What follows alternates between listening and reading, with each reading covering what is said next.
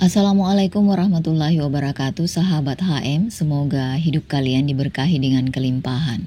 Terima kasih sudah setia di channel ini. Mimin harap kisahnya bisa menjadi pembelajaran dan kita jadikan saripatinya sebagai jalan menuju kebaikan. Part 2. Dipaksa suami untuk berselingkuh karena tuntutan ekonomi. Sementara itu, bagi Mas Denny sendiri dia sangat bahagia, bisa bercanda denganku. Kelihatan dari semakin seringnya menelpon, bahkan dia sekarang sering mengirim pulsa tanpa aku minta terlebih dulu. Jika menurut Mas Heru, Mas Denny sudah tergila-gila kepada aku, maka Mas Heru pun menyuruhku untuk memanfaatkannya, untuk meminta uang lagi. Namun hati ini menolak untuk terus menipu Mas Denny. Kuyakinkan pada suami, jika Mas Denny sedang membangun rumah di desanya, untuk diberikan padaku kelak. Mas Heru tertawa girang. Dalam otak liciknya, dia berpikir bahwa Mas Denny telah masuk jauh di dalam perangkapnya. Tiba-tiba Mas Heru diam dalam tawanya. Mungkin dia sedang berpikir ide aneh lagi. Tampak tangannya memegang kepala. Tidak, Dik. Ini harus segera dihentikan. Bisa-bisa si Denny itu datang kemari untuk mencari Dita.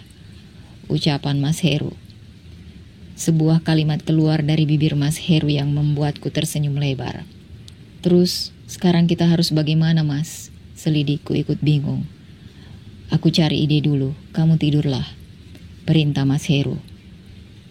Sepeninggal Mas Heru, aku ketawa sendiri, membayangkan ide gila apa yang bakalan dia dapatkan. Pikiranku pun mulai melayang dalam halu, yang terasa nyata, sampai mata ini terlelap dalam mimpi indah bersama Mas Denny. Suara rintik hujan mulai turun dari langit, membuat bunyi riuh di atas atap yang terbuat dari seng. Hari rupanya telah pagi, dengan malas menuju ruang dapur. Terkejutnya aku saat melihat Mas Heru tidur di dapur. Mungkin semalam dia bertapa untuk mencari ide gila. Mas, bangun, kataku di telinganya. Sudah pagi, Dik. Mas belum dapat ide, Dik, katanya sambil bangun dari tempat tidurnya. Aku hanya tersenyum melihat tingkah Mas Heru yang seperti anak kecil. Langkahnya pelan menuju kamar. Seperti biasa dia akan melanjutkan tidurnya lagi. Seperti biasa, setelah selesai masak, aku dan kedua putraku mandi. Kami baru sarapan pagi bersama. Hari ini aku masak nasi, sayur kangkung serta bacem tempe. Semua ini aku beli dari penjualan pulsa pemberian Mas Denny. Di dapur sisa 2 kilogram beras, 5 butir telur ayam. Hanya tinggal itu saja. Suara HP berdering. Abangnya Mas Heru rupanya menelpon. Seperti biasa dalam percakapan itu, yang ada hanya keluh kesah dari Mas Heru. Abang pun dengan bijaknya memberi saran yang tidak pernah dilaksanakan oleh Mas Heru. Berjam-jam lamanya, mereka bertaut dalam HP. Entah apa yang mereka bicarakan. Diri ini merasa malu setiap mendengar keluh kesah Mas Heru kepada abangnya, jadi aku tidak menguping pembicaraan mereka seperti biasanya. Mas Heru kembali mendekati kami. Ada apa, Mas? Tanya aku penasaran pada perubahan sikapnya. Abang mengajak kita untuk menyusulnya, jawabnya lirih. Bagus dong, mungkin di sana ada kerjaan untukmu, kataku pelan. Iya, sedang kekurangan pekerja untuk memanen buah kelapa sawit, jawab Mas Heru pelan. Aku mau jika harus pindah ke sana supaya kita tidak kelaparan, jawabku. Mas Heru melirikku begitu dia mendengar jawaban dariku. Aku menyadarinya dan menjadi salah tingkah.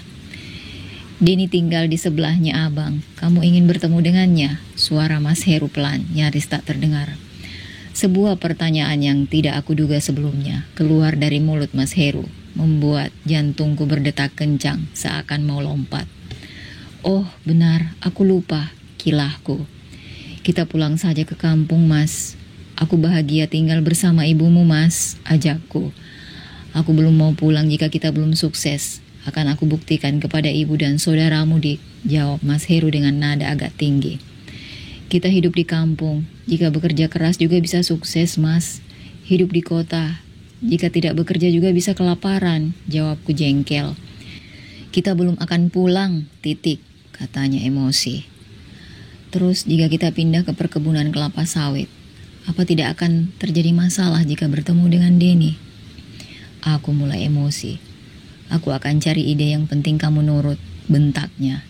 Mas Heru pun tidak menyelesaikan sarapannya. Dia keluar rumah dengan membanting pintu, hingga suaranya terdengar sampai ke tetangga sebelah yang merupakan pemilik kontrakan. Tidak menunggu waktu yang lama, istri pemilik kontrakan pun datang. Dia berkata sambil melotot, "Eni, jika sampai pintunya rusak, kau harus ganti, mengerti?" bentak pemilik kontrakan. "Maaf Bu," jawabku sambil nyengir. Karena aku tidak melayaninya berdebat, maka perempuan gemuk itu segera pulang ke rumahnya. Beda jika dengan Mas Heru yang akan siap berdebat. Walau Mas Heru salah, tapi dia tetap ngotot. Wajar jika banyak orang yang tidak menyukainya. Karena sikap buruk, pemalas, juga ahli ngerumpi mirip seperti perempuan. Siang ini matahari begitu terik, membuat cuaca yang panas semakin panas. Dari kejauhan tampak Mas Heru berjalan menuju ke rumah. 1000 teka-teki kembali hadir sesaat di dalam hatiku. Entah ide gila apa yang sudah ditemukan oleh Mas Heru. Semoga saja untuk ide kali ini tidak menyakiti siapapun, terutama aku dan Mas Denny. Aku menghirup nafas panjang melalui hidung, lalu membuangnya pelan. Berulang kali sampai timbul perasaan rileks. Sebenarnya diri ini merasa takut jika harus pergi ke perkebunan dan bertemu dengan Mas Denny. Sebab aku tidak yakin akan perasaan yang ada di relung hatiku. Aku mencoba tersenyum semanis mungkin pada Mas Heru yang semakin mendekat ke arahku. Hati ini berusaha untuk setenang mungkin menutup rasa cinta yang telah memudar untuknya. Kesetiaan yang ada di dalam hati entah sampai kapan. Aku mampu menjaganya untukmu, Mas. Sebuah kalimat panjang yang tidak mampu untuk aku ucapkan. Aku punya ide, Dik. Nomor HP lama kita berikan pada Ayu yang menjanda saja. Biar Denny berpacaran dengan Ayu dan kita bisa bebas ke perkebunan, ujar Mas Heru. Mas Heru berkata riang sambil tersenyum padaku seolah-olah tanpa beban dosa. "Terserahlah Mas, aku ikut saja," jawabku mengasal sambil berlalu pergi menuju ke kamar tidur. Aku menatap kedua putriku yang tertidur lelap, perlahan mencium dan membelai rambut. Air mata mulai menetes, terasa perih, sesak, dan sakit hati. Namun, aku sendiri tidak tahu rasa sakit ini berasal dari mana dan karena apa. Kemudian aku memeluk Leni yang sudah lama tidak aku peluk. Selama ini perhatianku lebih kepada Lena si bungsu. Kalbu dan hasratku terbang tinggi ke dalam alam hayal, jauh menuju ujung dunia sana. Menghampiri sosok Mas Denny yang sedang tersenyum manis padaku. Jiwaku terasa damai, berada dalam angan-angan yang semu. Layaknya seperti remaja yang baru kali mengenal cinta, membuat aku sering berandai dalam sejuta andai. Aku menatap Mas Heru yang sedang mengotak-atik HP jadulnya. Dia ganti nomor lama dengan nomor baru. Dalam pikirannya dengan mengganti nomor, maka selesailah sudah semua sandiwara cinta yang pernah dia ciptakan. Wajahnya tampak bahagia, merasa puas akan keputusan yang dia anggap benar. Padahal sebenarnya masalah baru akan dimulai. Setelah Mas Heru selesai mengganti SIM card, maka diizin keluar menuju rumah Ayub yang terletak di ujung kompleks. Aku mengambil HP jadul yang terletak di sudut kasur busa. Perlahan memencet nomor HP milik Mas Denny. Ternyata tersambung dan diangkat olehnya. Dengan jantung yang berdetak kencang, bibir ini terbuka, membuat untayan kalimat penuh arti. "Mas, ini aku," ucapan pun terputus, lidah terasa kaku. "Iya Dita." "Oh, bukan Eni," sahut Mas Denny dari ujung dunia sana. Ternyata Mas Denny sudah hafal dengan suaraku. Hati ini merasa jika Mas Denny sangat mencintaiku. Tetes air mata kembali berderai. Namun aku berusaha untuk tidak terisak dan terdengar olehnya. Aku mulai bercerita tentang rencana kami yang akan pergi ke perkebunan kelapa sawit, yakni di sebuah tempat di mana Mas Denny sedang bekerja, serta memberitahu perihal nomor HP yang sudah ditukar oleh Mas Heru agar dia tidak menghubungi nomor lama lagi. Mas Denny sepertinya sangat senang dengan rencana kami pindah. Semua itu aku bisa tahu dari nada bicaranya, dan dia selalu ketawa, tidak seperti kemarin. Aku dan Mas Denny masih seperti biasa, menghabiskan waktu bersama dengan bercanda gurau melalui HP. Namun tanpa sepengetahuan Mas Heru, dalam arti kata lain, secara bersembunyi-sembunyi. Setelah pembicaraan telepon diakhiri, aku segera menghapus nomor telepon Mas Denny supaya tidak ketahuan oleh manusia licik dan pemalas yang dipanggil Heru. Nomor HP Mas Denny sepertinya sudah melekat dalam hati sehingga tidak mudah untuk dilupakan. Keberangkatan kami hanya tinggal beberapa hari lagi, menunggu abang mengirim uang untuk ongkos dan biaya makan selama perjalanan menuju ke perkebunan. Untung kami tidak memiliki utang kepada warung dan tetangga sekitar kompleks, sehingga tidak banyak beban yang harus dipikirkan ketika akan meninggalkan kota kecil ini. Tepat di hari Senin, uang kiriman dari abang pun sampai. Tibalah saatnya kami harus berangkat ke perkebunan. Tetapi sebelum itu, kami menyempatkan untuk berpamitan pada tetangga serta ibu pemilik rumah kontrakan. Ternyata di balik sikap cerewet dan keras, ada sifat lembut di hati ibu pemilik rumah kontrakan. Semua penghuni kompleks menangis ketika berjabat tangan dan berpelukan denganku, termasuk ibu pemilik rumah kontrakan. Mereka merasa berat untuk melepaskan kepergian kami. Bahkan, anak bujang pemilik kontrakan mengantarkan kami ke stasiun bus dengan cara mengantarkan secara bergiliran. Aku mengucapkan terima kasih pada berkali-kali kepada mereka, karena kami bisa menghemat pengeluaran untuk membayar ojek. Setelah aku dan Mas Heru menaiki bus lintas Sumatera, dia pun segera kembali ke rumahnya. Setelah saling melambaikan tangan, perjalanan selama 3 hari 3 malam pun kami alami menuju perkebunan kelapa sawit dengan menaiki mobil bus lintas timur. Terasa sangat melelahkan buatku yang mabuk kendaraan dan harus menjaga kedua putri kecilku. Bus berhenti sejenak di rumah makan. Kami pun segera untuk mandi di sumur umum yang harus membayar Rp2.000 per satu orang. Kemudian makan atau yang mau salad pun bisa di musola restoran. Setelah itu, mobil bus pun segera berangkat lagi. Mas Heru tampaknya biasa saja. Dia makan dengan lahapnya, bahkan tidur mendengkur selama perjalanan. Sedang aku, setiap selesai makan pasti akan muntah. Di sepanjang perjalanan pun tidak bisa terlelap karena perut terasa sangat mual dan putri kecil yang rewel di sepanjang jalan. Oh Tuhan, berikanlah ketabahan untuk hamba-Mu ini, doaku dalam hati. Perjalanan jauh yang sangat melelahkan, layaknya melintasi satu pulau yang besar. Dari ujung selatan menuju ujung utara melewati beberapa provinsi. Antara senang, haru, dan waspada, itulah yang ada dalam pikiranku untuk saat ini. Senang bisa sampai di tujuan dengan selamat. Haru karena bisa sampai di ujung pulau yang hijau, salah satu pulau terbesar di negaraku. Waspada, takut jika bertemu dengan Mas Denny, aku tidak bisa mengendalikan emosi. Kami berhenti di kota terlebih dahulu, di rumah Paman Sam, adik kandung dari ibu mertua. Selama 1 minggu aku dan kedua putriku tinggal di rumah Paman Sam. Mas Heru sudah berangkat ke perkebunan terlebih dahulu. Dia langsung mulai bekerja. Setelah selesai mengurus semua keperluan sekolah Leni dan dia sudah merasa betah di rumah Paman Sam, maka aku dan Lena pun berangkat ke perkebunan. Tentunya setelah Mas Heru datang menjemput kami. Perasaan takut terus berkecamuk dalam hatiku. Aku pun mengakui adanya getaran rindu di hati pada sosok pria yang bernama Denny. Tanpa sadar, senyum manis tersungging di bibir ini. Diri pun mendadak menjadi alay, peluk erat, kulingkarkan di pinggang gemuk Mas Heru. Kalbu dan hayal terbang jauh. Mas Heru yang ada di depanku tiba-tiba menjadi sosok Mas Denny. Bibir ini bersenandung kecil sebagai cermin hati yang bahagia. Tangis putri kecil dalam gendongan membuat diri ini tersadar dalam lamunan. Semoga saja Mas Heru tidak tahu apa yang aku pikirkan, ucapku dalam hati. Perjalanan jauh dan terasa sangat melelahkan karena kondisi jalan yang berlubang serta berbatu. Ditambah dengan medan yang tidak bersahabat membuat perutku terasa dikocok. Aku pun muntah-muntah dalam perjalanan. Ditambah lagi Lena menangis karena ingin tidur, membuat suasana semakin kacau. Setelah menempuh perjalanan selama 3 jam dengan mengendarai motor milik mandor perkebunan yang dipinjam oleh Mas Heru untuk menjemput aku, sampailah kami di perkebunan kelapa sawit. Deretan mes pekerja yang disebut bedeng berjejer rapi. Beberapa orang pekerja asik lalu lalang, ada yang baru pulang dari kebun, ada pula yang hendak menuju kota.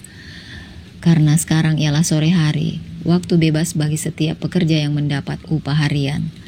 Netra ini menjadi liar. Semua pria yang bersimpangan dengan kami, kutatap satu persatu, mengharap sosok pria bersuara lembut dan berhati sebaik malaikat itu ada di antara mereka. Mas Heru membawaku ke sebuah bedeng bercat biru. Disinilah kami akan tinggal untuk selanjutnya. Tidak perlu memikirkan untuk membayar kontrakan lagi. Soal makan, jika mau bekerja, pasti tidak akan kelaparan. Satu kamar, ruang tamu serta satu dapur.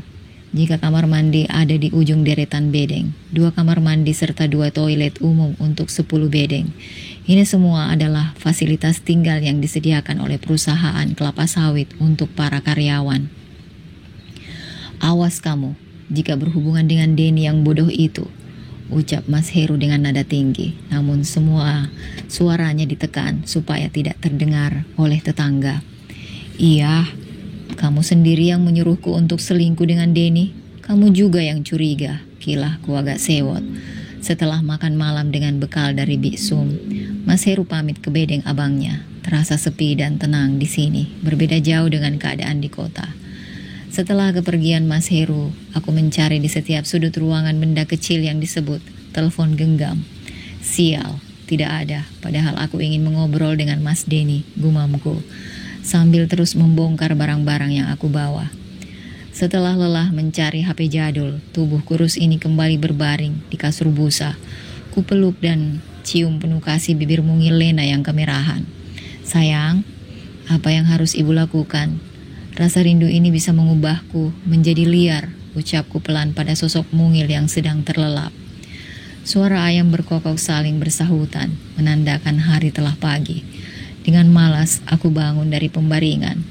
Saat Netra ini melihat keluar bedeng melalui pintu belakang, kegelapan masih melekat. Suara azan subuh berkumandang dengan jelas, menandakan ada tempat beribadah di sekitar sini.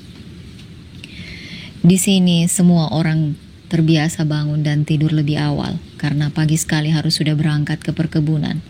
Termasuk aku harus bangun pagi, karena akan menyiapkan sarapan dan bekal untuk Mas Heru. Setelah selesai memasak ala kadarnya, aku membangunkan Mas Heru. Tepat pukul 7 pagi, dia berangkat dari bedeng menuju perkebunan untuk memetik kelapa sawit. Pastinya setelah Mas Heru sarapan pagi, saat istirahat siang dia tidak pulang. Makanya membawa bekal untuk makan siang. Mas Heru pun berangkat bekerja, tinggal aku dan Lena di dalam mes. Setelah memandikan Lena, aku menggendong untuk menyuapi makan, sambil membawa berkeliling bedeng untuk berkenalan dengan lingkungan sekitar, terutama untuk bertemu dengan Mas Denny. Hai, istrinya Mas Heru ya? Seorang perempuan setengah baya menyapaku dengan ramah. Iya Bude, sahutku sambil tersenyum. Kami pun berkenalan. Dia adalah istri dari Mandor, tempat Mas Heru bekerja. Dia juga membuka kantin di sini, menjual aneka keperluan rumah tangga, merangkap sebagai warung kopi. Hanya melewati satu bedeng dari tempatku jika menuju bedengnya. Darinya aku tahu bahwa deretan bedeng yang aku tempati ialah khusus untuk membawa keluarganya, serta bedeng bercat putih di ujung sana ialah khusus untuk yang bujangan dan tidak membawa keluarganya.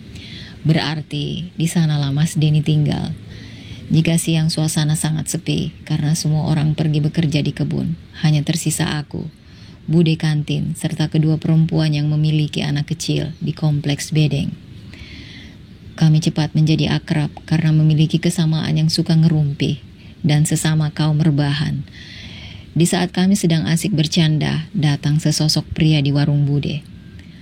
Hai Denny, kok nggak kerja? Sapa Bude kepada pria tersebut. Mas Denny?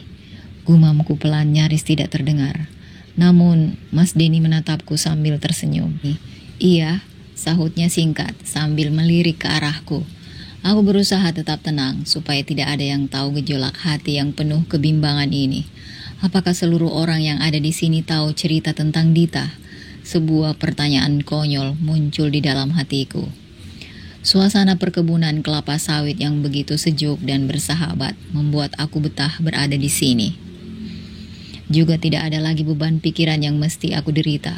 Semua kebutuhan pokok bisa terpenuhi. Kami bisa makan 3 kali sehari dan aku pun tidak perlu bekerja sebagai buruh cuci baju di rumah orang kaya. Mengurus keperluan Mas Heru dan Lena, membersihkan rumah dan mencuci baju. Setelah melakukan pekerjaan itu, semua waktu yang tersisa bisa aku gunakan untuk beristirahat di mes ataupun bermain ke warung Bude untuk bertemu dengan beberapa ibu-ibu lainnya dan yang terutama bisa memandang wajah Mas Denny. Seperti pagi ini, sebuah pertemuan singkat yang tidak disengaja terjadi di warung Bude antara aku dan Mas Denny. Tatapan matanya yang tajam, tetapi penuh kedamaian, mampu membuat pipiku merona. "Aku pamit dulu mau ke bedeng Bude, yuk ibu-ibu," ucap Mas Denny pelan kepada kami semua sambil tersenyum lebar, sehingga tampaklah sederetan gigi putih yang berjejer rapi. Mas Denny memakai kemeja kotak-kotak panjang dan celana jeans hitam, serta mengalungkan sarung kotak-kotak di lehernya, sehingga dia tampak sedang sakit, padahal wajahnya tidak kelihatan pucat. Atau mungkin karena dia berkulit hitam, jadi tidak kelihatan pucat. Entahlah, sulit untuk dicerna oleh pikiran sehat. Ia semoga bisa ketemu dengan Dita, supaya tidak terkena penyakit rindu lagi, goda Bude, pemilik kantin, pada Mas Denny. Mas Denny tersenyum yang kemudian diikuti gelak tawa Bude serta kedua ibu-ibu yang lain, sementara aku hanya tersenyum getir bercampur malu. Aku menatap punggung Mas Denny yang semakin menjauh meninggalkan aku yang memendam sejuta rasa. Ingin rasanya aku berlari ke arahnya, kemudian memeluk tubuh Mas Denny dari belakang, mengucapkan salam pertemuan dan terima kasih karena sudah membantu perekonomian keluarga kecilku. Namun semua itu hanya ada dalam angan saja. Sebab kenyataannya tidak ada keberanian untuk mendekati dirinya, sosok malaikat yang menjelma manusia.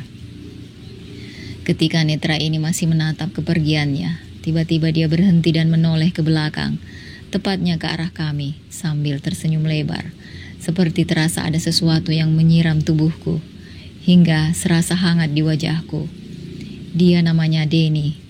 Katanya dia punya pacar di daerah lain, dekat dengan adiknya Hendra, terang Bude sambil menatap ke arahku. Hendra ialah nama abangnya Mas Heru. Ternyata mereka semua tahu tentang kisah Dita. Mungkin suatu saat nanti pasti akan terbongkar rahasia cinta terlarang yang penuh kebohongan ini.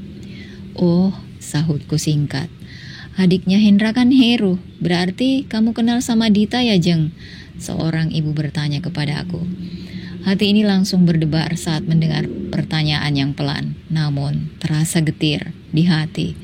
Diri ini mengatur nafas panjang untuk menutupi perasaan yang bergejolak sambil mencoba mencari jawaban yang tepat. "Iya, kenal," sahutku dengan suara pelan sambil menelan saliva. Apakah dia gadis yang sangat cantik hingga membuat Denny tergila-gila kepadanya? Dia sampai rela mengirimkan uang kepada Dita, selidik Bude kepadaku, sambil menatap tajam netraku. Kembali aku menelan saliva, membuat hati ini pun merasa gugup. Tatapan netra Bude yang tajam, seolah-olah telah menelanjangi jiwa dan hatiku. "Aku kurang tahu Bude, soalnya aku tidak seberapa akrab dengan Dita, tapi setauku dia gadis yang baik," aku menjawab sambil menggaruk kaki yang tidak gatal. "Ya iyalah, Dita kan bekerja jadi babysitter." Seorang ibu yang sedang memberi ASI anaknya menimpali obrolan kami. Perasaan semakin tidak tenang, ingin rasanya cepat berlalu meninggalkan warung Bude. Entah mengapa terasa pengap dan sesak di cuaca yang cerah dan berangin. "Aku mau pamit dulu ya, monggo main ke bedengku, Bude dan ibu-ibu," ucapku dengan suara pelan sambil beranjak dari tempat dudukku. "Kok buru-buru sih, Jeng?" tanya Bude sambil mengernyitkan dahi. "Mau mencuci baju dulu Bude," sahutku sambil tersenyum. "Iya, monggo, monggo," mereka semua menyahut hampir serempak. Aku pun meninggalkan mereka yang sedang asyik bergosip dengan rasa yang bercampur aduk. Aku merasa bingung mengapa Bude dan kedua orang ibu-ibu itu bisa tahu tentang Dita, termasuk pekerjaannya yang menjadi babysitter. Bahkan sampai Mas Denny mengirimkan uang pada Dita. Setelah semua pekerjaan rumah tangga selesai, aku pun segera menuju ke kamar, kemudian berbaring di sebelah Lena. Kembali imajinasi liar hadir di otakku, dan bibir ini pun mulai tersenyum lagi dengan sendirinya. Oh, aku merasa sangat aneh. Tuhan, apa yang harus kulakukan? Ucapku dalam hati. Segelas air putih yang berada di dekat kasur aku minum sampai habis. Aku merasa dengan minum air putih bisa menyiram pikiran kotor dalam otak. Namun ternyata teori itu tidak berguna buat orang yang sedang jatuh cinta. Aku memandang wajah Mas Heru yang terdiam dalam foto pernikahan yang tertempel di dinding kamar. Tiba-tiba, bayangan Mas Denny kembali hadir dalam angan. Hatiku kini serasa bercabang dua antara Mas Denny yang sebaik malaikat atau Mas Heru, suami dan ayah dari kedua putri kami. Mas Denny memiliki tubuh yang besar dan tinggi, bahkan dia lebih tinggi daripada Mas Heru. Namun dia memiliki wajah yang tidak tampan, serta banyak bekas jerawat. Kulit Mas Denny lebih hitam daripada kulit Mas Heru. Mungkin karena dia bekerja di perkebunan kelapa sawit.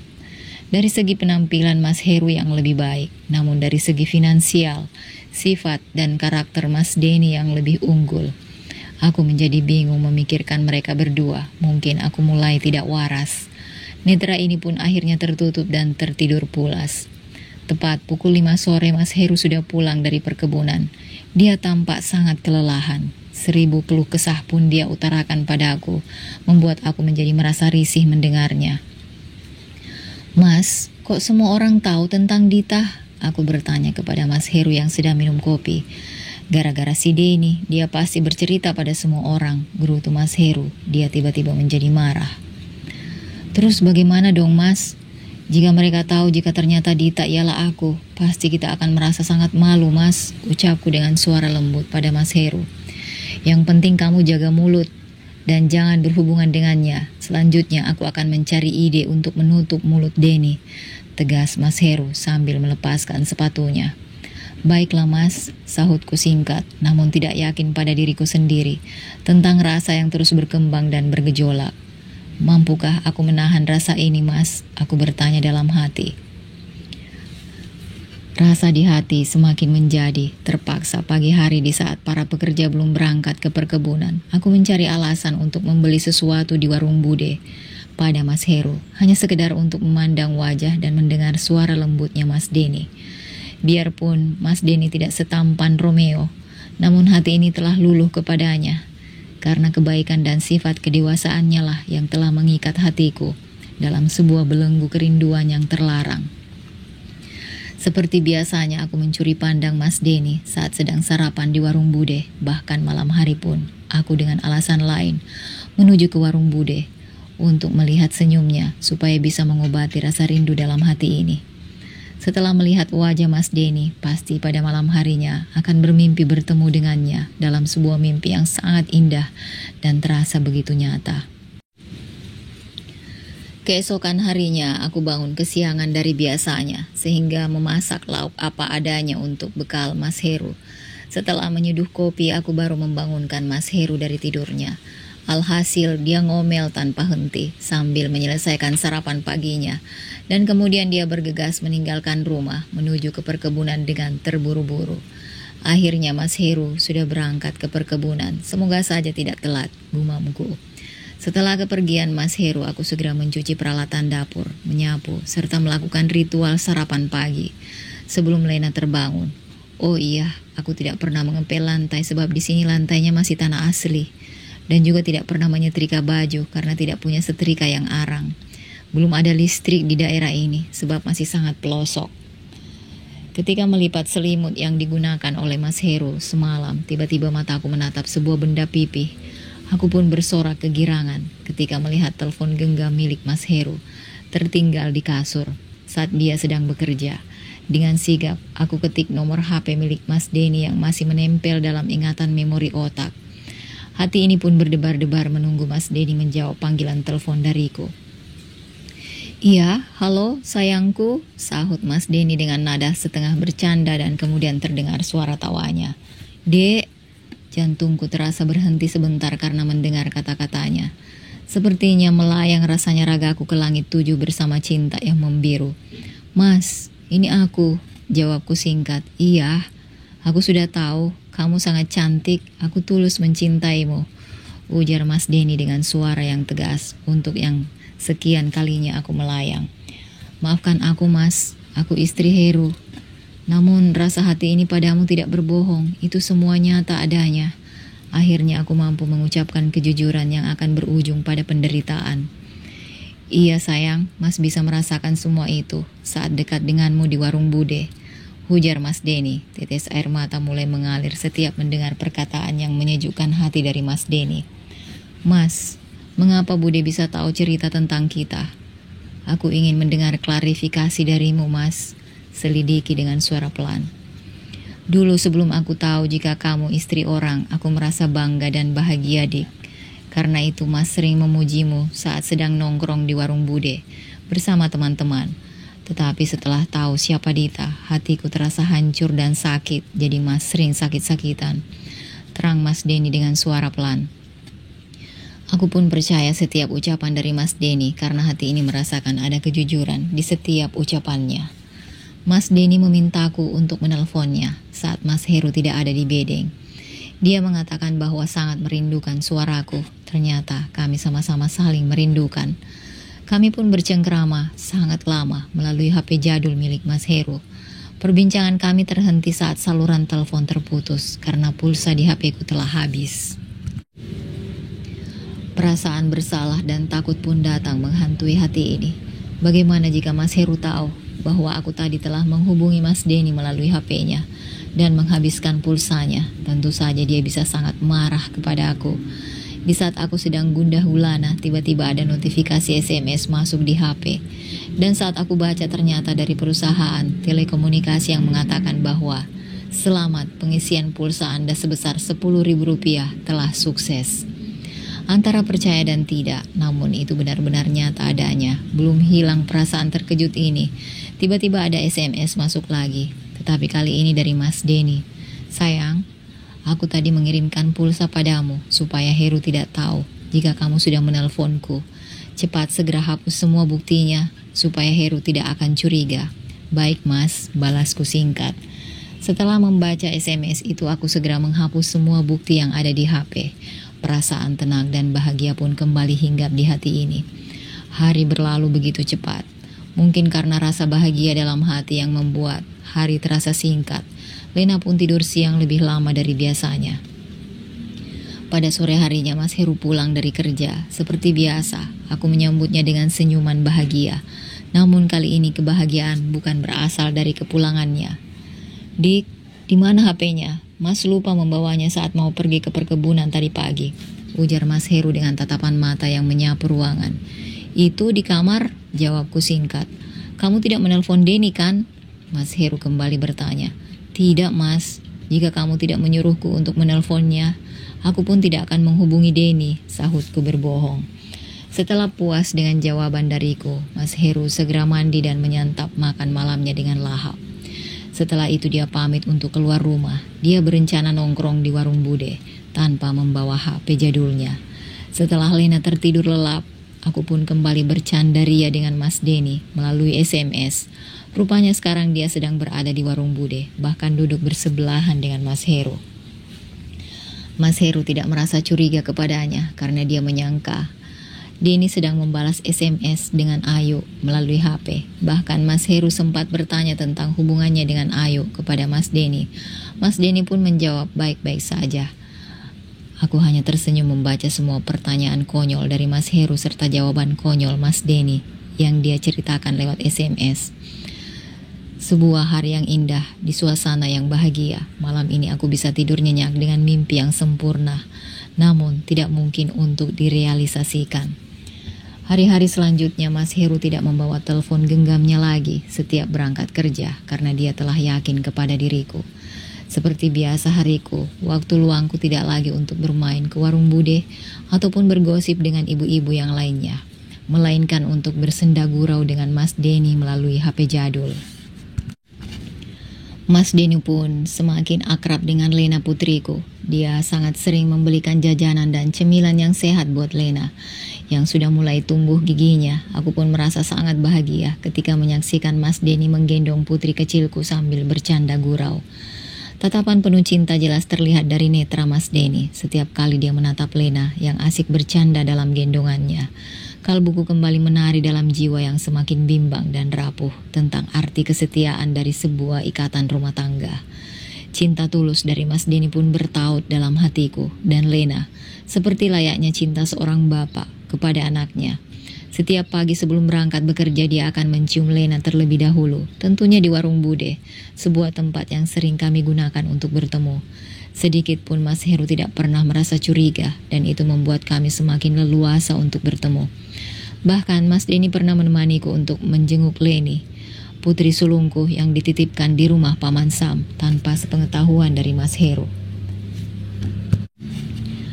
Pernah suatu ketika Mas Denny pulang lebih awal dari memancing dan dia langsung menuju ke bedengku. Mungkin dia tahu Mas Heru masih berada di sungai, jadi dia berani datang dengan membawa hasil dari memancingnya. "Sayang, buka pintunya," perintah Mas Denny dari depan pintu dapur dengan suara pelan. "Mas Denny, kok kamu kemari?" selidikku dengan setengah terkejut. "Nih, ikan gabus, tadi aku lihat suamimu yang peah itu sebelum mendapatkan ikan," ujar Mas Denny dengan suara setengah mengejek. Aku pun ikut tertawa dengannya karena menyadari sifat Mas Heru yang tidak masuk akal. "Dimasak semua ikannya? Entar aku mau minta yang sudah matang, pingin nyobain masakan Dita," ujar Mas Denny. Kemudian dia tertawa dan aku pun sadar jika dia sedang menggodaku. "Baiklah, entar jika sudah matang kita ketemuan di tempat biasanya ya," ucapku sambil menuangkan air putih untuk Mas Denny. "Lena, ayah mandi dulu ya," Mas Denny berpamitan pada putriku sambil mencium pipi Lena yang seperti bakpao. Begitulah Mas Denny, jika tidak ada orang di sekitar kami, maka dia mengatakan bahwa dirinya ialah ayah bagi Lena. Kadang aku merasa takut jika ada orang yang mendengar pembicaraan kami, dan disampaikan kepada Mas Heru, pasti bisa terjadi perang dunia ke-7. Setelah selesai membuat bumbu ikan, aku segera menggoreng ikan pemberian dari Mas Denny, yang sudah dicuci bersih olehnya. Harumnya aroma sambal ikan menusuk hidung, pertanda jika sudah siap untuk disantap. Aku segera membagi dua, sebagian untukku dan sebagian lagi untuk Mas Denny yang sudah menunggu di tempat biasa. Aku melirik jam dinding di ruang tamu, masih menunjukkan pukul 4 sore. Itu artinya masih ada sisa waktu sekitar 1 jam lagi dari kepulangan suamiku. Karena biasanya Mas Heru pulang pukul 5 sore lebih, bahkan kadang sampai hampir maghrib. Aku segera bergegas menuju ke tempat biasa kami janjian, di bawah pohon besar yang rindang, tempat kami biasa bertemu. Jaraknya sekitar 100 meter dari bedeng, arahnya tepat dari pintu dapurku, jadi tidak akan ada orang yang tahu dan curiga akan pertemuan tersebut. Aku berjalan dengan cepat dan hati-hati menuju pohon rambutan yang sudah berumur puluhan tahun. Rupanya Mas Denny sudah sampai di sana terlebih dahulu. Dia membawa nasi putih, timun, serta daun pisang untuk alas dan sebagai pengganti piring. Aku merasa sangat bahagia, seperti menemukan kebahagiaan yang pernah hilang dari sebagian hidupku ketika menjalani hari-hari bersama Mas Denny dan Lena. Kami bercanda dan makan bersama layaknya seperti keluarga kecil yang sedang berpiknik. Sungguh syahdu dan bahagia terasa. Mas Heru tidak pernah punya ide sekreatif ini. Dalam pikiranku semakin berkecamuk tentang arti dari sebuah kata cinta. Apa arti cinta bagi Mas Heru? Apa arti cinta bagi Mas Denny? 2 kalimat pertanyaan yang hanya mampu aku pendam di relung hati yang paling dalam. Sesuai menyelesaikan ritual makan bersama, aku pun segera pulang ke bedeng dengan setengah berlari sebab hari semakin gelap. Takut Mas Heru sudah pulang duluan di mes. Perasaan was-was terus menghantuiku. Takut jika Mas Heru sudah pulang terlebih dahulu dan segera menunggu dengan muka yang merah. Bahagia rasanya hatiku ketika sampai di bedeng yang aku sebut rumah itu. Ternyata Mas Heru belum pulang. Aku segera melepaskan celana jeans dan atasan kemeja panjang, lalu memakai daster yang usang, supaya Mas Heru tidak curiga jika baru pulang dari bepergian.